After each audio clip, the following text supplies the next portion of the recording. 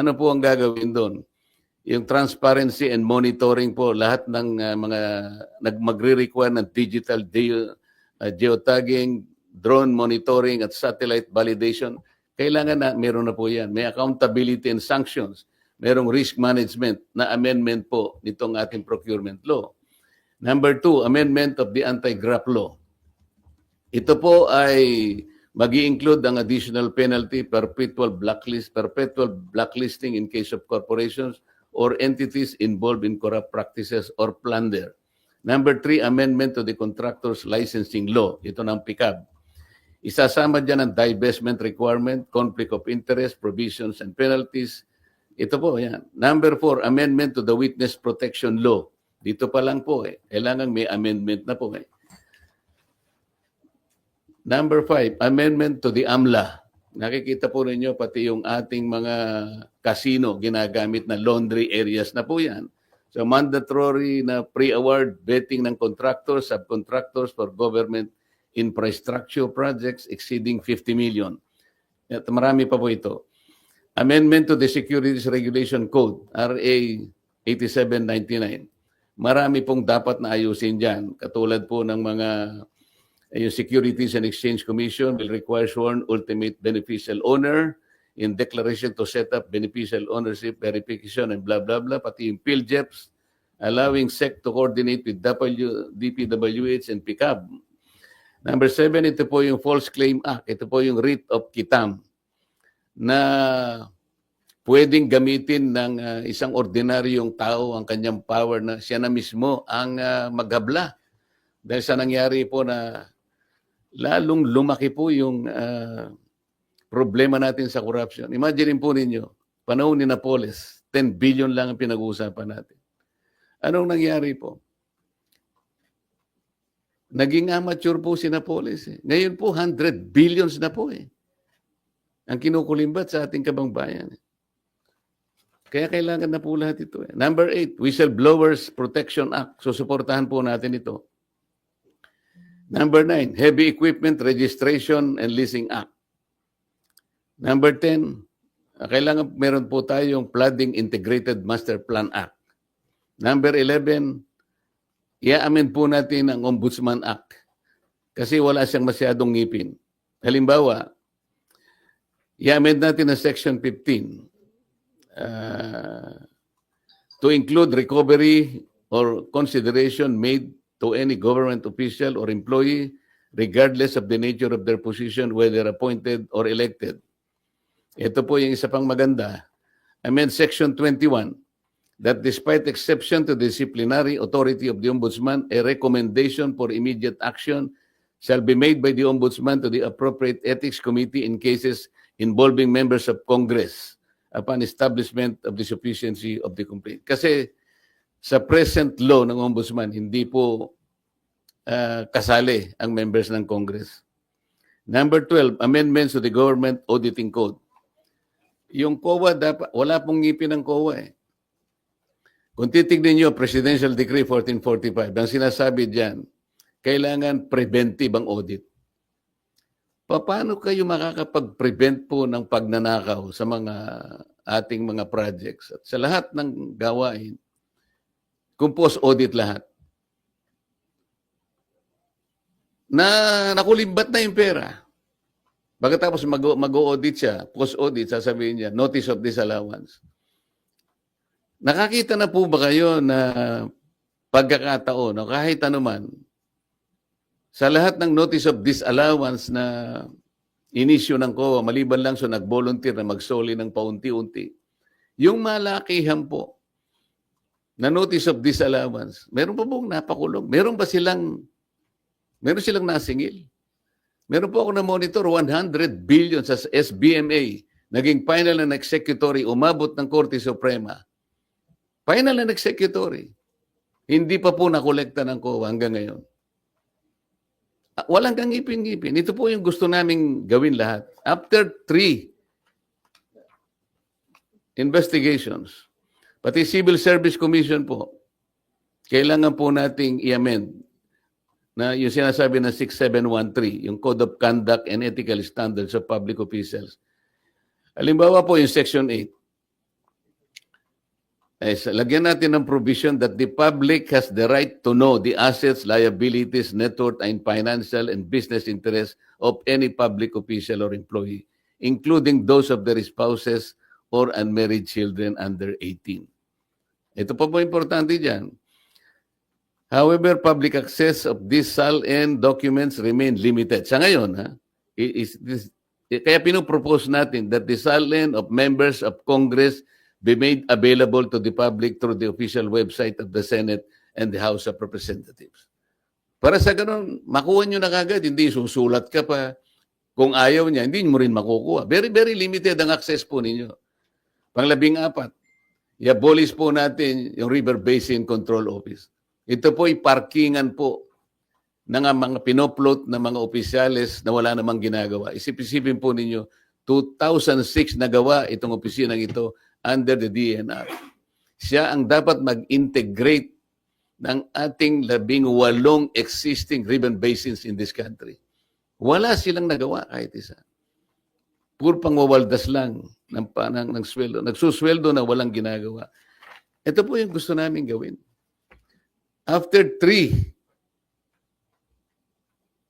hearings, 14 na po ang measures na naiisip namin na dapat nating isulong para sa ganun itong mga nangyayaring ito. Kahit papano, ma-address na po nating lahat.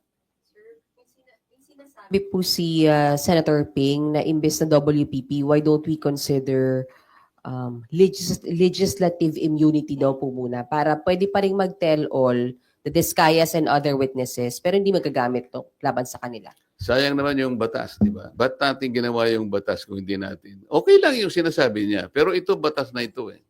Wala namang kasigurahan yung legislative custody.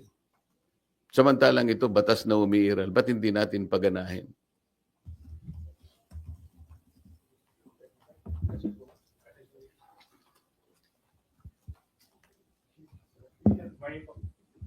Kung nabanggit niyo po kanina na hindi na po saklaw ninyo trabaho yung pag-determine kung nagsasabi ng totoo o hindi yung witness, then bakit po na contempt si Bryce Hernandez tsaka yung iba pang witness before? Hindi nagsasabi ng totoo. Kasi yung kay Bryce Hernandez, meron kaming dokumento na binigay mismo ng Okada. Yung pinatalo niyang pera, napakarami. Merong 14 million, merong 15 million. Tapos meron siyang ginagamit na isang ID na inisyu ng LTO. Litrato niya pero ibang pangalan. So, sinasabi namin, hindi ba ikaw ito? Ito yung ipinanalo mo, ito yung pinatalo mo eh. Wala po akong alam dyan. Hindi ko po pera yan. Kapag ako po ay naglalaro, ang nagbibigay po ng pera yung boss ko, yung Alcantara. Ito yung pambabastos na sa harap namin. Nandito na yung katwiran eh. Yung kay Diskaya, lumabas siyang mag-isa. Hindi ko anticipated kung ano yung nilalaman ng kanyang ano. I have no right to judge. Sabi ko nga sa inyo, pag natapos na lahat ng investigasyon, isa yun, maring iba pa ang lilitaw. Sa korte na po, gagamitin po lahat yun. And the court is the proper place para i-determine po yung veracity or otherwise nung kanyang paglalahad. So, what do you make of the allegation of Bryce Hernandez na may mga senador na tumanggap din po ng kickback from the flood control projects? Ang pagkakaiba kasi, ayokong i-judge din yun. Ang sasabihin ko lang sa inyo, nung lumabas yung mag-asawang Diskaya, it was in response doon sa aking ipinload nung second hearing na kayo po, tulungan nyo kami. Baka gusto nyo magsabi na ng totoo, ang may papangako namin sa inyo, merong tayong batas na maaaring mag-cover sa inyo. You take advantage of this. Isipin po ninyo, kako, sapagkat maaaring maharap kayo sa plunder kung sakasakaling dumating ang panahon, ito po yung may latag lahat sa korte. Baka po kako maging maganda para sa inyo. Walang madali. Pare-parehong mahirap to. Ngunit makakapamili kayo, maaaring makaiwas kayo sa criminal prosecution. Maaaring ang gawin na lang ng gobyerno ay civil liability na lang. So, in response to that, parang in-explore naming possibility, may lumabas nga. Ito nga yung Diskaya. Ang totoo nun, meron pa nga gustong magsalita pa, pero ang sabi ko nga sa kanila, mag-unahan kayo. Kasi kung halimbawa, ma-establish na namin na ito'y sapat na, hindi na namin kailangan yung iba, di ba? Kasi isa sa mga requirements ay yung masasubstantiate yung mga in material points, lahat ng mga premises. Kung na-establish na halimbawa sa magitan nito, kalabisan na yung iba pa. Kaya namin pinload yun. Ngayon, yung paglabas ni Diskaya, wala siyang, hindi siya under custody Di ba? So, inaakala namin, voluntary talaga. Tsaka sumulat siya sa akin, talagang voluntaryo. Inamin niyang voluntaryo sa sarili nila na gumawa ng pagsasalaysay. Samantalang si Bryce Hernandez, under sa custody na siya ng Senate. Sa palagay mo, voluntary pa yon? Ako sa akin lang. Gusto kong ibalik sa inyo, voluntary pa ba yung kaya ka nandun ka na gigisayin ka na naman ng House of Representatives At meron nga mga nag-text sa akin na mga ibang tao na tumutulong sa ibang mga partido. Meron daw mga congressman doon na nagsabi o nagsasuggest, maglaglag ka na rin ng mga senador para hindi kayo makontempt. So, malalagay sila sa pressure So, kung tatanungin mo ako, palagay nyo ba kapani-paniwala? Hindi ko alam. Pero kayo ang makakapagsabi, alin ang mas magandang sworn statement? Yung hindi ka pa under custody o yung under custody ka na? Doon masasalamin mo ngayon kung alin ang mas voluntaryo. Alin ang mas totoo. Sir, hindi ba, Senator, mahalaga din yung ma-determine yung credibility ng isang nag-a-apply na witness? For example, itong Diskaya, si Sara Diskaya, pating asawa niya, they have been denying before that they own more than one company. Sabi na yung Alpha and Omega lang yung kumpanya nila. Pero later on sa Blue Ribbon, inamin po nila na siyam yung pagmamayari nilang kumpanya. Alam mo, yun nga ang korte nang magdidetermine nun later on. Kami, nahangga lamang kami doon sa paggawa ng batas sapagkat ang aming direction is always in aid of legislation. Gusto kong malaman ninyo, there is a distinction between police investigation at saka yung investigation in aid of legislation. Ayokong magbigay ng insinuation dyan, but hindi ako marunong sa police investigation dahil hindi ako police.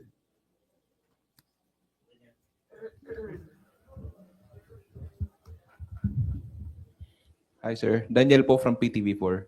Sir, ano po yung any thoughts lang siguro or nilook forward nyo doon sa tinayo po na Independent Commission for Infrastructure? Ateneo, ano yun? Independent Commission po. Yung ICI? Wala naman akong...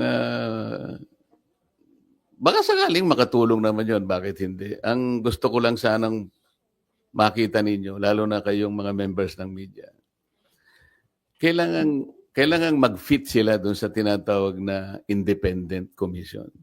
Sino yung magiging opisyal na hihirangin na magko-compose ng Independent Commission? How independent can they be? Yung probity na hinahanap, wala ba silang kulay politika? Sila ba ay magpapahayag na kahit kailan hindi sila tatakbo sa opisina ng pampolitika? Para sa ganon ay yung gagawin nila ay talagang independent of anything para paniwalaan. Kasi yun ang importante, kailangan paniwalaan.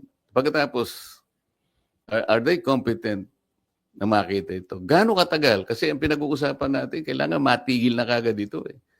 Kung ang pag-uusapan natin ay yung ilang taon pa atras, baka mamaya makonsume na tayo lahat. Hindi ba dapat merong immediate na gagawin dito? Kaya ngayong sa amin, in aid of legislation, kailangang mailatag kagad. Yung mga batas na kailangan, ma-address natin kagad. Lamang, ang problema kapag ka-legislation, medyo matagal nga rin.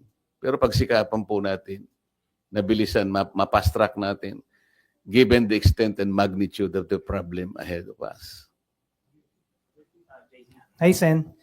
In relation to his question po, sabi ni Senate Minority Leader Alan Cayetano po, magkakaroon daw po ng meeting ang minority bloc regarding po dyan sa pag-support po sa independent commission. At sabi po ni Senator Alan, susuportahan lang daw po yun kung, wait lang, yung mga tinalagang miyembro ay malaya sa impluensya ng politika at malalaking negosyo. Kayo po, Sen, would you support the creation po ng independent commission for infrastructure? I will support the creation of that commission. Ang sabi ko nga, yung kailangan siyang maging independent talaga. Kagaya ng ipinahayag ni Minority Leader Alan Cayetano, tama lang talaga na makita talagang independent sila para maging malinaw, katanggap-tanggap yung resulta ng kanilang investigation. Otherwise, malalagay na naman tayo dun sa kalagayan na ipagkikibit balikat lang sapagkat napolitika na naman tayo. Nag-meeting na po ba ang minority bloc o magmi-meeting pa lang po para pag-usapan po yan? Nakita ko sa thread, magmi-meeting pa lang kami. Pupunta ako mamaya.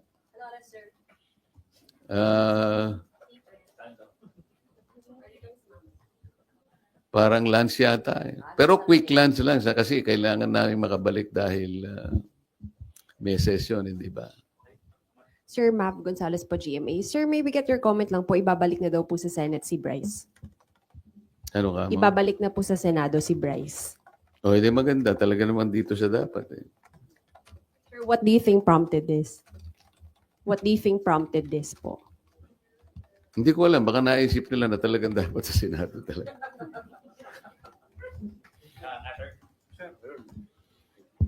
Sir, good morning po.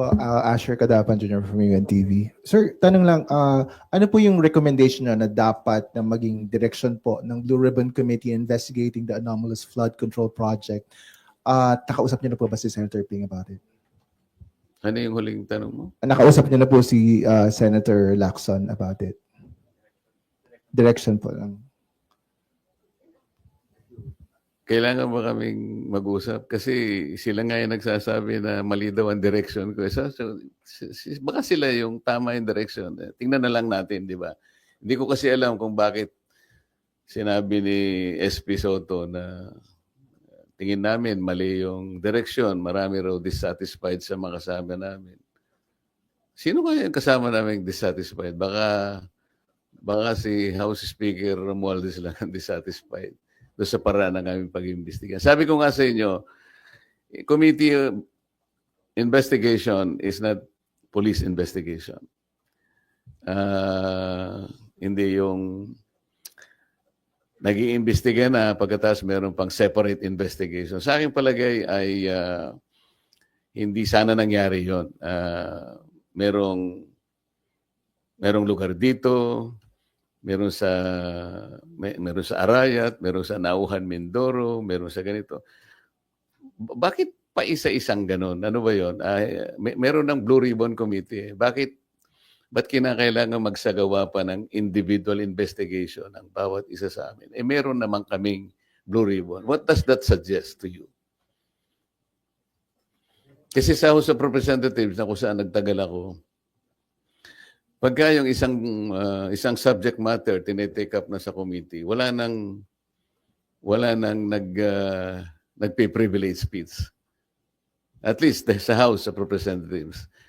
Sa Senate siguro baka wala namang rules na gano'n. Pero sa tingin ko, kahit na walang rules dito, pagka tinitake up na sa Blue Ribbon Committee, I think the common decency requires na wala na dapat yun. Kasi parang nagpapaligsahan. Hindi maganda. Sen, last lang po sa akin. Bukod po sa pagkompronta, sabi niyo kay SOJ Remulla, meron po ba kayong ibang mga plano pang gawin to pursue providing protection sa mga diskaya, or are you still going to pursue it? Yun lang ang alam ko kasi yun ang nasa batas lang eh. Kasi baka kung meron pa akong gagawin, sasabihin nila, kinakatigan siya o inaapoyohan. Ayokong isipin ninyo na meron akong kinakampihan dito. as chairman, kailangan maging neutral ka eh. Alam mo yung problema ko nung nag-hearing ako sa Blue Ribbon? Ang problema ko, yung mga kasama ko nga, kung paano ko mamamanage yung time. Lahat gustong magsalita. Walang focus, di ba? Halimbawa, ang tinutukoy ng isa dito, pagkatapos magsasalita yung isa, doon ang tanong niya. So, yun pala yung nakita ko, yun pala yung pinakamahirap na challenge para sa akin. Eh. Hindi yung pagtatanong mismo o kung paano mo i-manage ang mga kasama mo. Kasi iba't iba yung pinanggagalingan nila. Kaya kung iisipin mo kung kailangan maging focus kayo dahil kukunti yung panahon, medyo hirap ka pagka yun ang issue. Sir, Mary Reyes from One News One PH po. Over the weekend po, meron pong umuugong na may kudeta daw po laban kay SP Soto. May nagsasabi rin po galing daw po sa Duterte Block yung move na to. Your comments po. Hindi ko naman alam yan. Hindi naman ako chismoso. Pero Sen, wala po bang kuda na nabubuo po ba ngayon o may info po ba kayo? Ako wala. Baka ikaw meron. Sabihin mo nga sa akin. Chikahan na lang po tayo. Thank you, Sen. Sir, sabi niyo mahirap yung pag-manage nung kayo ay Blue Ribbon Committee Nakita mo chair. naman di ba? Yes, sir. Meron kang pinupunto dito. Tapos biglang sasabihin siya, ang pinakamahirap dito, biglang may mag-i-intervene. Mr. Chair, may I intervene? Of course, papayagan ako. Yun ang marami. Kaya kung minsan may nagseselos, ikaw kanya, hindi ka naman fair eh. Salita na salita. Paano mong gagawin? Nang intervene ito, papayagan pagkatapos. Tapos yan naman, nandun pa siya rito. Naku, hirap na hirap ka talaga doon. So, sir, nakahinga ba kayo ng maluwag na hindi na kayo yung chair? Or would you have wanted to stay as the chairman of Blue Ribbon po? Yung una mong tanong, nakaluwag-luwag, talagang lumuwag. Nung ako'y pinalitan na, yung paghiga ko sa kama, nakatulog ka daw. So ayaw nyo na rin, sir? Or would you have wanted to stay, sir, as the chair? Siyempre, kung ako yun, mandato Yun ang tungkulin natin. Hindi naman tayo umaatras sa tungkulin.